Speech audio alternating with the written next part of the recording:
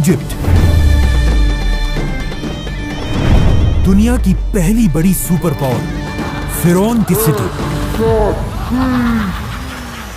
इसी इजिप्ट के बारे में आप सल्लल्लाहु अलैहि वसल्लम ने अपनी वफात से पहले क्लियरली बता दिया था कि तुम मुसलमान जरूर एक दिन इजिप्ट को फतह करोगे, लेकिन याद रखना, जब तुम इजिप्ट को फतह करो तो वहां के आम लोगों के साथ नेकी से पेश आना, क्योंकि वो तुम्हारे रिश्तेदार हैं। नाउ आप सल्लल्लाहु अलैहि वसल्लम की वफात के कुछ ही अरसे बाद मुसलमानों ने उमर बिन खत्ताब की लीडरशिप में रोमन और पर्शियन एम्पायर को हराकर उनसे ये सारे इलाके फतह कर लिए। लेकिन जैसे ही मुसलमानों ने ये सारे इलाके फतह किए, अचानक यहां पर एक बहुत बड़ा मसला हुआ। इन नए इलाकों में एक बहुत ही खतरनाक बीमारी ताउन हर तरफ फैल गई, जिससे मुसलमानों की स्पीड तो खत्म हो ही गई, लेकिन इस बीमारी से मुसलमानों के सारे बड़े जनरल्स शहीद हो गए और नए जनरल्स को चांस मिला कि वो आगे आकर मुसलमानों को लीड कर सके। तो अब इन बड़े जनरल्स के शहीद होने की वजह से हजरत उमर ने इन इलाकों में नए जनरल्स लगाए और यहाँ पर मुसलमानों का आर्मी चीफ अमर बिन आस रज़ियल्लाहु तआला अन्हु को बनाया। अमर बिन आस के आर्मी चीफ बनने के बाद आहिस्ता आहिस्ता ये बीमारी खत्म हो गई और जब हजरत उमर को मदीना में इसका पता चला तो वो खुद हालात को कंट्रोल करने के लिए मदीना से मुसलमानों की फौज की तरफ गए। लेकिन ऑफ कोर्स जाने से पहले उन्होंने मदीना और पूरे अरब का कंट्रोल हजरत अली रज़ियल्लाहु तआला अन्हु के हवाले किया। मतलब ऑफ कोर्स अगर हजरत उमर को इस सफर में कुछ हो जाता तो ऑटोमेटिकली हजरत अली रज़ियल्लाहु तआला अन्हु इस पूरी एम्पायर के नए खलीफा बन जाते। जैसे ही हजरत उमर सीरिया पहुंचे, वहां उनकी मुलाकात नए आर्मी चीफ अमर बिन आस से हुई और उन्होंने खलीफा उमर के सामने एक नया जबरदस्त प्लान रखा कि अब हमें रुकने के बजाय एक नई दुनिया की तरफ जाना चाहिए, इजिप्ट। पर वही इजिप्ट ही क्यों? मुसलमान तो रोमन एम्पायर के कैपिटल की तरफ भी जा सकते थे, क्योंकि इजिप्ट कोई आम इलाका नहीं था और पिछले हजारों साल से इजिप्ट दुनिया के सबसे रिच इलाकों में से एक था, जिसकी ताकत को कुरान में भी बार बार एक्सप्लेन किया गया है। लेकिन आखिर इजिप्ट इतना पावरफुल बना कैसे? आज से 5000 साल पहले दुनिया के हालात कुछ ऐसे थे कि दुनिया की सबसे इंपॉर्टेंट चीज सिर्फ एक ही थी, पानी। और जिसके पास दुनिया में सबसे ज्यादा पानी होता था वही पूरी दुनिया पर राज करता था। एंड ऑफ कोर्स उस जमाने से लेकर आज तक दुनिया की सबसे बड़ी रिवर इजिप्ट में ही थी, नाइल रिवर। और आहिस्ता आहिस्ता इसी दरिया के पानी की ताकत की वजह से पूरी दुनिया से लोग इजिप्ट में आकर आबाद होने लगे, जिसकी वजह से इजिप्ट दुनिया का सबसे ताकतवर इलाका बना और यहाँ के लोग दुनिया के सबसे रिच लोग बने। जिसके बाद इन्हीं लोगों में से एक आदमी खड़ा हुआ, किंग नार्मर, जिसने पूरे इजिप्ट को यूनाइट करके यहाँ पर दुनिया की सबसे पहली बादशाहत बनाई। बट वेट, ये तो 5000 साल पुरानी कहानियां है, तो आज हमें इस सब का कैसे पता है? इन दो टैबलेट्स को गौर से देखें। आज तक आपने जिंदगी में जितनी भी इजिप्शियन राइटिंग्स देखी, उन सब में दुनिया की सबसे पुरानी इजिप्शियन राइटिंग्स यही दो टैबलेट्स हैं, जिसमें किंग नार्मर को क्लियरली देखा जा सकता है। आहिस्ता आहिस्ता यही इजिप्शियन एम्पायर ताकतवर होती गई और अगले 1000 साल तक इजिप्ट ही पूरी दुनिया पर राज करता रहा। 1000 साल तक दुनिया की सुपर पावर रहने के बाद अब इजिप्शियन फिरौनों को यह बात कंफर्म हो चुकी थी कि उनसे बड़ा इस पूरे यूनिवर्स में कोई भी नहीं है। जिसके बाद पहली बार उन्होंने एक ऐसा दावा किया जो उनसे पहले किसी ने नहीं किया था। इजिप्ट के फिरौन ने अपने आप को बादशाह नहीं बल्कि खुदा कहा और इन फिरौनों ने इजिप्ट में एक ऐसा रिलीजन बनाया कि फिरौन तो दुनिया में एक खुदा है, लेकिन तुम अवाम सिर्फ और सिर्फ तभी जन्नत जा सकते हो जब तक तुम अपने खुदा फिरौन के गुलाम रहो, ताकि कभी भी इजिप्ट के लोग फिरौन के खिलाफ बगावत ना कर सके। तो अब पूरा इजिप्ट फिरौनों की इबादत करने लगा।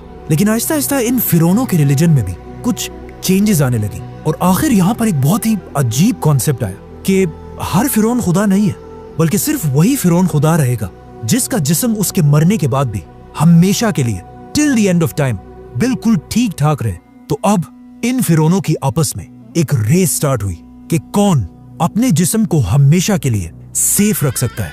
तो अब फिरौन अपने जिस्मों के साथ एक्सपेरिमेंट्स करने लगे, जिससे दुनिया में पहली बार ममीज का कॉन्सेप्ट आया। तो अब जैसे ही कोई फिरौन मरता था तो उस जमाने के सर्जन्स सबसे पहले उस फिरौन के जिस्म से सारा खून निकाल देते थे और उसके बाद उस फिरौन की नाक में एक कुंडा, एक हुक डालकर उसके दिमाग को उसके नाक से ही बाहर खींच लेते थे, जिसके बाद उसके जिस्म से सारे ऑर्गन्स, लंग्स, जिगर, गुर्दे सब निकाल लिए जाते थे, लेकिन सिर्फ दिल को बिल्कुल सेफ एक जार में रख दिया जाता था। जिसके बाद इस फिरौन के खाली जिस्म को बहुत ही केयरफुली अगले 40 दिन के लिए पानी में रख दिया जाता था और इस पानी में एक स्पेशल नमक मिक्स किया जाता था। 40 दिन के बाद फिरौन को निकालकर उसके खाली जिस्म को रेत से भर दिया जाता था ताकि वो हमेशा के लिए अपने सही शेप में रहे। और फिर फाइनली फिरौन के जिस्म पर तेल और हनी लगाकर उसके जिस्म पर हमेशा के लिए व्हाइट पट्टियां बांधी जाती थी और फिर उसे एक बहुत ही महंगे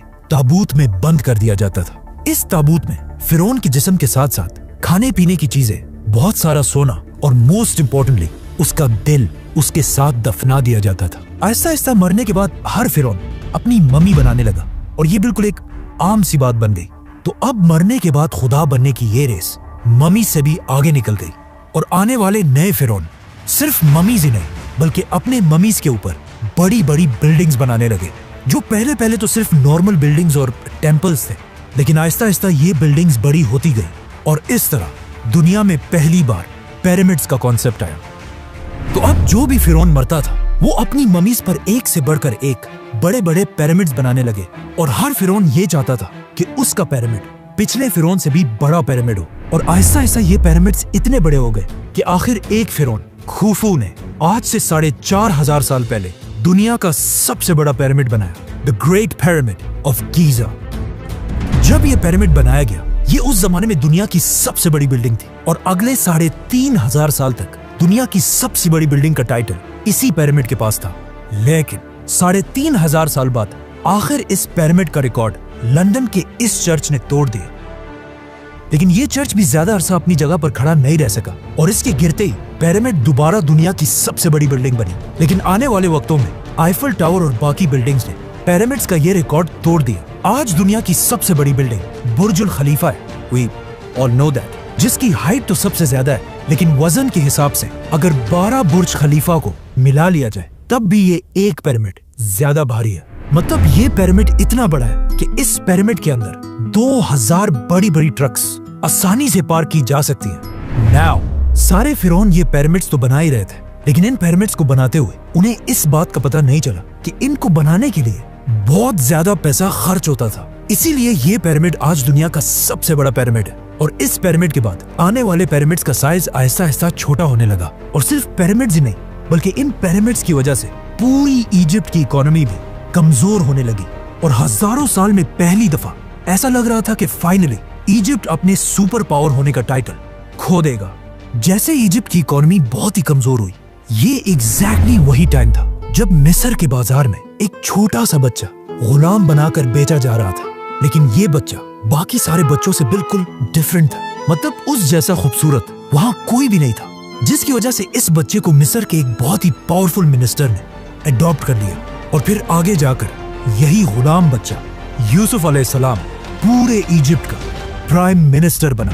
यूसुफ अलैहिस्सलाम ने बादशाह के साथ मिलकर इजिप्ट की पूरी इकोनॉमी को कंट्रोल किया और वो इजिप्ट जो इससे पहले बिल्कुल टूटने वाला था, दोबारा उसे एक सुपर पावर बनाया। लेकिन उनकी वफात के बाद यूसुफ अलैहिस्सलाम और उनके भाइयों की औलाद बनी इसराइल यही इजिप्ट में रहने लगे और कुछ ही अरसे में इजिप्ट के सबसे पावरफुल लोग बन गए। लेकिन जैसे ही बनी इसराइल अपनी ताकत की पीक तक पहुंचे, अचानक इजिप्ट में दो बड़ी ताकतों के दरमियान एक बहुत बड़ी जंग शुरू हुई, जिसमें एक नए फिरौन ने आकर पुराने खानदान को खत्म कर दिया और इजिप्ट में एक नई बादशाहत बनाई। इस नए फिरौन ने इजिप्ट के पुराने सारे रूल्स को तोड़कर एक नया निजाम बनाया, जिसमें सबसे इम्पोर्टेंट रूल ये था कि आज के बाद बाहर से आए हुए लोगों को इजिप्ट में बिल्कुल भी बर्दाश्त नहीं किया जाएगा। जिसके बाद ऑफ कोर्स बनी इसराइल पर इजिप्ट में बहुत सख्त जुल्म किया जाने लगा, जिस तरह आज भी अमेरिका के नए सदर डोनाल्ड ट्रंप ने आते ही I will declare a national emergency at our southern border. बिल्कुल उसी तरह अमेरिका से इमिग्रेंट्स को निकालने का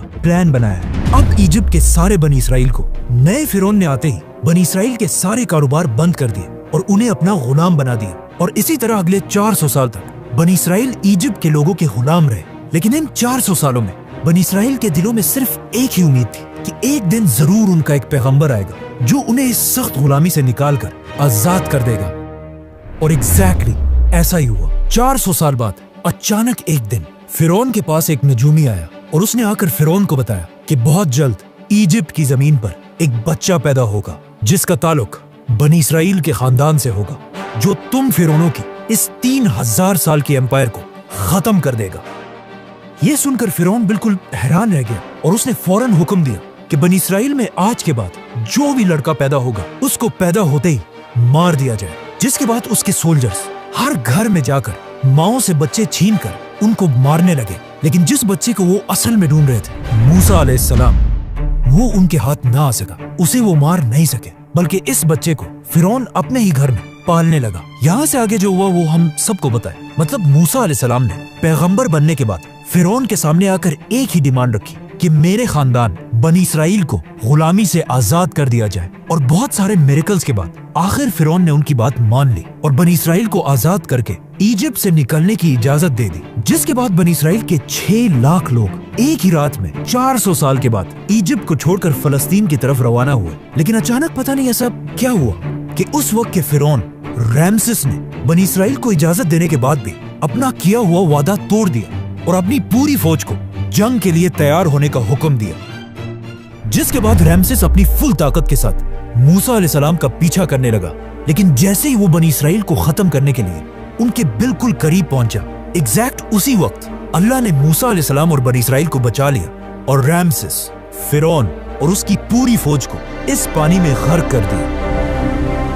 अब यहाँ पर एक बहुत बड़ा मसला है कि मूसा अलैहिस्सलाम का जिक्र इजिप्ट की पूरी हिस्ट्री, टैबलेट्स, राइटिंग्स में कहीं भी नहीं है। मूसा अलैहिस्सलाम की स्टोरी हमें सिर्फ बाइबल और कुरान में मिलती है, लेकिन एक चीज हिस्ट्री और इन आसमानी किताबों में कॉमन है। मतलब आज दुनिया का हर हिस्टोरियन इस बात को मानता है कि मूसा अलैहिस्सलाम के दौर के फिरौन रैमसेस के मरने के बाद इजिप्ट कभी भी दोबारा अपने पैरों पर खड़ा नहीं हो सका। मतलब मूसा अलैहिस्सलाम ने सिर्फ एक फिरौन को नहीं बल्कि इजिप्ट के पिछले 3000 साल की हुकूमत को हमेशा के लिए खत्म करने की शुरुआत की थी।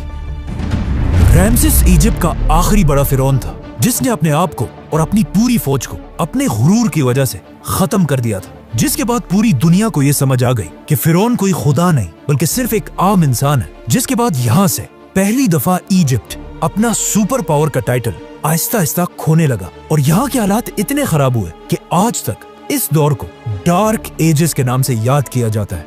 जिसके कुछ ही अरसे बाद इजिप्ट के पास फलस्तीन में दुनिया की एक नई सुपर पावर सामने आई जिसके बादशाह का नाम था सुलेमान अलैहिस्सलाम। इसी तरह आने वाले वक्तों में इजिप्ट की ताकत कमजोर होती गई और इतनी कमजोर हुई कि बहुत सारी एम्पायर्स ने यहाँ पर हमला करके इसे फतह किया, जिनमें से एक बादशाह का नाम था अलेक्जेंडर द ग्रेट। लेकिन अलेक्जेंडर द ग्रेट की एम्पायर के बाद फाइनली एक नई super power the great Roman Empire ने आखिर इजिप्ट को फुल ताकत के साथ फतह किया और अगले 600 साल तक रोमन एम्पायर ही इजिप्ट पर राज करती रही और कोई भी उनसे इजिप्ट छीन नहीं सका। लेकिन अब फाइनली 600 साल के बाद रसूलुल्लाह सल्लल्लाहु अलैहि वसल्लम की हदीस के पूरे होने का टाइम आ चुका था और मुसलमान उमर बिन खत्ताब की खिलाफत में रोमन एम्पायर से इजिप्ट छीनने के लिए उसके दरवाजे पर खड़े थे। सब्सक्राइब।